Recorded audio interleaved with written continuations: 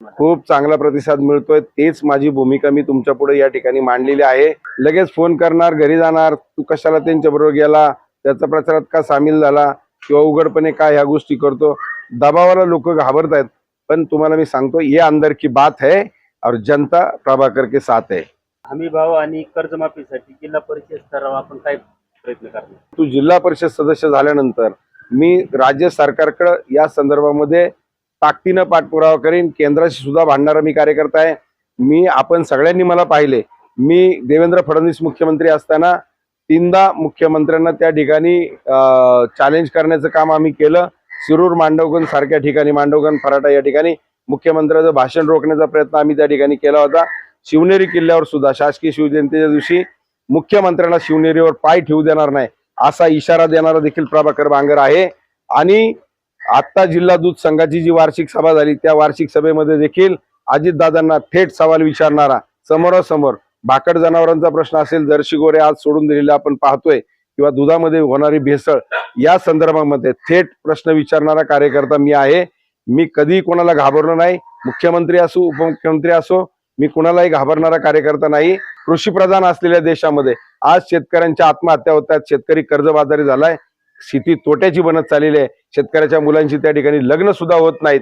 अत्यंत दयनीय अवस्था शेतकऱ्यांची आहे आणि म्हणून ही लढाई माझी नसून तमाम शेतकऱ्यांची आहे। आणि शेतकऱ्यांना देखील माझं आव्हान आहे का या निवडणुकीमध्ये प्रभाकर बांगर उभा नाही तर प्रत्येक शेतकरी उभा आहे, प्रत्येक समाजातला गोरगरीब माणूस उभा आहे। आणि ही लढाई माझी नाही, ही लढाईच तुमची आहे। आणि जर उद्या काही दगा फटका झाला तर हा पराभव प्रभाकर बांगरचा नसेल तर तो तुमचा पराभव असेल। 17 गुन्हे माझ्या अंगावर आहेत। आणि दुसरी गोष्ट, माझ्यावर झालेला हल्ला देखील आपल्याला माहिती आहे। मला टाटा पंच सारखी गाडी शेतकऱ्यांनी कष्टाचे पैसे देऊन वर्गणी काढून मला त्या ठिकाणी दिलेली आहे। याचे सगळ्यांचे तुम्ही साक्षीदार आहात। त्यामुळं ही लढाई न्यायाविरुद्ध अनितीची आहे, गरिबी विरुद्ध श्रीमंतीची आहे, आणि धनशक्ती विरुद्ध जनशक्तीची आहे, आणि नीती विरुद्ध न्यायाची आहे। आणि म्हणून ही न्यायाची, नीतिमत्तेची, तत्वाची लढाई प्रभाकर बांगर जिंकल्याशिवाय राहणार नाही। विधानसभेला तुम्ही महाविकास आघाडी बरोबर होता, आता स्वतंत्र का लढता? आम्ही कुठल्याही आघाडीत त्यावेळेला नव्हतो। लोकसभेला देखील चला अमोल कोल्हेंना आम्ही त्यावेळेला मदत केली आणि विधानसभेला देवदत्त निकमांना मदत केली। पण देवदत्त निकमांना मदत करत असताना मी त्यावेळेला माझे नेते राजू शेट्टी साहेबांनी सांगितलं होतं की त्यांच्याकडनं जिल्हा परिषदेचा शब्द घे। त्यांनी मला तसा शब्दही दिला होता, परंतु तो शब्द त्यांनी पाळला नाही। ठीक आहे, त्यांचा प्रश्न आहे तो। राजकारणामध्ये शब्द किती पाळला जातो हे तुम्हाला पण माहिती आहे। ठीक आहे, मला त्याच्याबद्दल काही म्हणायचं नाही। नाही पाळला त्यांनी शब्द, मी त्या दिवशी फोनवर त्यांना सांगितलं। पण प्रभाकर बांगर पुन्हा एकदा, जरी माझी सगळ्या बाजूनी फसवणूक झाली असली, मला एकटं पाडण्याचा प्रयत्न केला असला, तरी सुद्धा मला खात्री आहे मी केलेल्या कामाच्या जोरावर जनता मला एकटे पडू देणार नाही।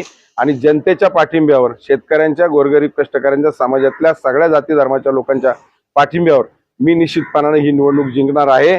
लोक शेवटी काम पाहून आणि माणूस पाहून त्या ठिकाणी मतदान करत असतात।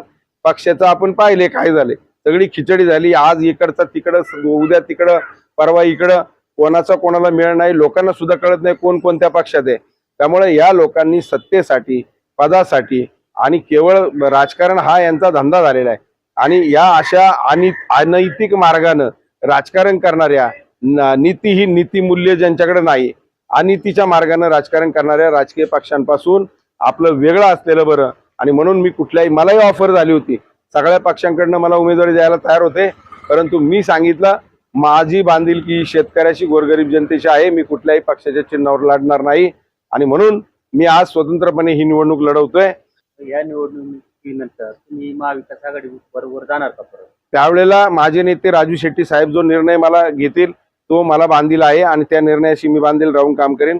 कारण माझा नेता हा शेतकऱ्यांसाठी काम करणारा आहे, लढणारा आहे, प्रामाणिक नेता आहे, आणि त्या नेत्याच्या शब्दावर मी निर्णय घेईल। तुम्ही ज्या वेळेला शेतकऱ्यांच्यासाठी आंदोलन वगैरे करता, तुम्ही आंदोलनापुरतच राजकारण करतात असं दबक्या आवाजात चर्चा आहे की हे तुमचं म्हणणं आहे। मला अजिबात अशी चर्चा कुठं ऐकायला येत नाही। त्यामुळं माझा प्रामाणिकपणा काय आहे ते मी मागाशीच सांगितलं। माझ्यावर 17 गुन्हे उगाच नाहीयेत। आणि दुसरी गोष्ट, माझ्यावर झालेला हल्ला लोकांनी पाहिला, लोकांनी कष्टाचे पैसे देऊन मला गाडी दिलेली आहे। आता हे मी पहिल्यांदाच तुमच्या तोंडून ऐकतोय। मी एवढ्या घराघरामध्ये गेलो, मला कुणीही नाही, उलट आपुलकीने आज सकाळपासून फिरताना मला लोक जेवायला सुद्धा मी त्यांच्याच घरामध्ये जेवलोय आणि सगळं पार म्हणजे मला लोक एवढं प्रेम देतात का त्याचा हिसाब नाही. मी लोकांच्याच घरामध्ये जेवण करतोय. लोकनेते किसनराव बानकिले असतील किंवा माझे नेते राजू शेट्टी साहेब यांच्यासारखंच प्रेम मला मिळतंय. मी ज्या दिवशी उमेदवारी अर्ज दाखल केला त्याच दिवशी पारगाव सारख्या ज्या भागाला पाणी नाही म्हणजे कोरडवाहू शेती आहे, पारगाव सारखं गाव या मतदारसंघामध्ये आहे, तिथल्या लोकांनी पहिल्याच दिवशी उमेदवारी अर्ज भरताना 11,000 रुपये मला त्या ठिकाणी दिलेले आहेत. माझ्या एका सहकार्याने सकाळीच त्याच्या दुकानामध्ये 5,000 रुपये बायकोकडे ठेवलेत तुझ्या इलेक्शनसाठी, ते सुद्धा आणायला जायला मला वेळ नाही. आरगडे मळ्यातले आमचे ते आरगडे तात्या त्यांनी सुद्धा मला 2 वेळा निरोप पाठवले, बाळा घरी पैसे न्यायला कधी येतो. लोक मला पैसेही देतात, मला जीवही घालतात. त्यामुळं लोकांना कोण किती खरा प्रामाणिक आहे आणि कोण नीतीने वागणार आहे हे सगळं माहिती आहे.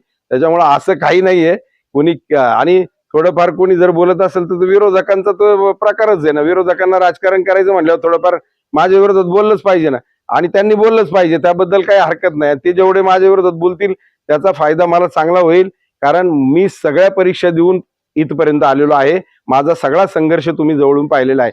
त्याच्यामुळे कोण काय म्हणतं याच्याकडे मी लक्ष देत नाही. मला माहिती आहे मी प्रामाणिकपणे लढाई लढणारा माणूस आहे आणि माझ्याकडे नीतिमत्ता आणि तत्व आहेत की मी दाखवून दिलेलं आहे. परत मला जर निवडणूकच लढायची असती, राजकारणच करायचं असतं तर मी तुम्हाला सांगतो, मी आज सगळ्या पक्षांनी मला ऑफर केली होती. मला धनुष्यबाणावर लढ म्हणत होते, मला माशालीवर लढ म्हणत होते, मला तुतारीवर म्हणत होते. विष्णू काकांते म्हणले तुला पंचायत समिती लढ, मी झडपी लढतो, त्यांनी ऑफर केली होती. मी कुठल्याही पक्षात गेलेलो नाही. राजकारणासाठी हा माझा संघर्ष नाही. माझी लढाई ही प्रामाणिकपणाची आहे, नीतिमत्तेची आहे. राजकारण करायचं असतं तर मी संघटनेत कशाला गेलो असतो. भाजप सारख्या चंद्रशेखर बावनकुळेंकडनं मी 5-5 लाखाच्या गावामध्ये 2 हायमॅक्स आणलेले, माझे आणि त्यांचे चांगले संबंध आहेत. परंतु एरवी मी कधीही त्यांना भेटत नाही किंवा नाही. मंत्रालयामध्ये फक्त ते एकदा 132 kV सबस्टेशनचं उद्घाटन करायला पिंपळगावला आले होते. त्यावेळेला त्यांनी जाहीर केलं होतं की मी 5-5 लाखाचे हायमॅक्स गावाला देईन. मी 2 वर्षांनी जाऊन त्यांना मंत्रालयात आठवण करून दिली आणि 5-5 लाखाचे हायमॅक्स पिंपळगावमध्ये आणले. त्यावेळेला त्यांनी बरोबर मला ओळखलं आणि मी त्याही वेळेला त्यांच्या जाहीर सभेमध्ये विजेच्या संदर्भातले प्रश्न असताना जाहीरपणानं जाब विचारला होता त्यांना. आमचे वनाजी बांगर तर त्यावेळेला उठून उभे राहिले होते त्यांचं भाषण रोखण्यासाठी. वळसे पाटलांनी सुद्धा सांगितलं, प्रभाकर अरे त्याला आवर. आम्ही थेट भिडणारी माणसं आहोत आणि आम्ही आमच्या तत्वाशी कधीही तडजोड करणारी माणसं नाही. मतदारांनी तुम्हाला का निवडून द्यावं? का म्हणजे माझं काम आजपर्यंत पाहिलेल्या लोकांनी, आणि प्रशासन मला घाबरतं म्हणजे मी कोण दादा नाही, पण मी संबंधित डिपार्टमेंटच्या अधिकाऱ्याला सांगतो, तुला इथं बसवलंय म्हणजे लोकांच्या सेवेसाठी बसवलंय, लोकांचे प्रश्न सोडवण्यासाठी बसवलेलं आहे आणि हे तुझ्या डिपार्टमेंटशी संबंधित काम आहे, तुला ते करावं लागेल. आणि जर तू केलं नाही तर तुला या खुर्चीत बसून देणार नाही. 353 ची भीती मला दाखवू नको. माझ्यावर 17 गुन्हे दाखल आहेत. मी अधिकाऱ्यांना सरळ करण्याचं काम करतो आणि ज्या जनतेचं काम आहे, ज्या लोकांचं काम आहे त्यांचं काम मी केल्याशिवाय गप्प बसत नाही. हा आजपर्यंतचा इतिहास आहे. पूर्व भागात सुद्धा आता 7.5 HP पुढची कनेक्शन कट केली होती. मी निरगुड सरच्या ऑफिसला जाऊन 4 तास बसलो होतो. तिथून नवीन गवारे म्हणून एक्झिक्युटिव्ह आलेले आहेत MSCBचे.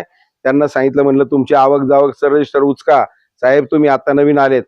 2003चा विद्युत कायदा काय सांगतो, आमच्या शेतीची काय परमिशन घेतलेली नाही तुम्ही. डिप्या पोल उभे केले त्याला भाडं आहे, ते आजपर्यंत 1 रुपया तुम्ही दिलेला नाही. हे तुमच्याकडे आमचे पैसे बाकी आहे. आणि 2010 साली मुंबई हायकोर्टामध्ये जी जनहित याचिका दाखल झाली होती, 8 तासाचे पैसे शेतकरी भरत होते आणि 16 तासाचं अनुदान यांनी राज्य सरकारकडून घेतलं. असे 24 तासाचे पैसे घेतले. प्रकाशगडवरून माहितीच्या अधिकारात माहिती काढून आम्ही जनहित याचिकेद्वारे हायकोर्टामध्ये आमच्या संघटनेच्या लोकांनी त्याला आव्हान दिलं आणि 2012 साली कोर्टानं निकाल आपल्या बाजूने दिला. हे जादा पैसे महावितरणकडे गेलेले आहे. अनुदान शासनाचं म्हणजे हे कोणाचे पैसे आहेत? आणि मग ही सगळी बाकी तुमच्याकडे असताना शेती पंपाचं लाईट बिल शेतकरी भरू शकत नाही आणि ती कनेक्शन मी त्या ठिकाणी 7.5 HP पुढची निरगुडसर सेक्शन मध्ये, मग पारगाव असेल, शिंगवा असेल, लाखनगाव असेल, काटापूर असेल, देवगाव असेल, अगदी पिंपरखेडपर्यंत ती सगळी कनेक्शन मी जोडून दिलेली तुम्ही पाहिलेली आहेत. नेते येणार का तुमचे? हा, राजू शेट्टी साहेबांशी माझं परवा बोलणं झालेलं आहे. साहेबांच्या मागे खूप शेड्यूल आहे, परंतु तरी सुद्धा साहेबांना मी सांगितलं मला एक सभा तरी तुमची पाहिजे. मी एकच सभा फक्त राजू शेट्टींची घेणार आहे आणि माझा प्रचाराची पद्धत, मी घर टू घर लोकांपर्यंत जातोय, लोकांशी संवाद साधतोय, लोकांना बोलकं करतोय, मी बोलतोय लोकांशी, लोक माझ्याशी आपुलकीने बोलतायत. मतदारांना काय आव्हान? मतदारांना माझं कळकळीचं आव्हान असं आहे की बाबांनो, माझं आयुष्य मी या ठिकाणी पणाला लावलेलं आहे. तुम्ही पाहताय सगळं. आजपर्यंत मी मगाशी सांगितल्याप्रमाणे मी कोणाची जात बघत नाही, कोणाचा पक्ष बघत नाही. कधी कधी मला फोन आल्यानंतर समोरच्या माणसाला मी पाहिलेलं पण नसतं, तरी सुद्धा त्याचं काम मी संबंधित अधिकाऱ्याला फोन लावून त्या ठिकाणी करून दिलेलं आहे. म्हणून बाबांनो, एवढं प्रामाणिकपणे काम जर मी करत असेल तर मला तुमच्या आशीर्वादाची सगळ्यांची गरज आहे. आणि परत तुमच्यासाठी प्रामाणिकपणे काम करणारा, एवढं लढणारा, घरादारावर तुळशीपत्र ठेवणारा परत माणूस तुमच्यासाठी जन्माला येणार नाही. कारण सर्वसामान्य गोरगरीब माणूस असेल, शेतकरी, यांचं जगणं खूप अवघड झालेलं आहे. म्हणून बाबांनो, ही तुमची प्रामाणिकपणाची, नीतिमत्तेची लढाई आहे. आणि जर प्रभाकर बांगर तुमच्यासाठी प्रामाणिकपणे काम करतोय असं तुम्हाला वाटत असेल तर तुम्हाला सांगतो की तुम्ही समोरच्यांना त्यांची जागा दाखवून द्या आणि तुमचं आशीर्वादाचं, मतदानाचं माप माझ्या पारड्यामध्ये टाकून मला जिल्हा परिषदेमध्ये तुमचा सर्वसामान्याचा, गोरगरिबाचा आणि शेतकऱ्यांचा, कष्टकऱ्याचा आवाज म्हणून जिल्हा परिषदेमध्ये पाठवा, अशी सगळ्यांना कळकळीची विनंती.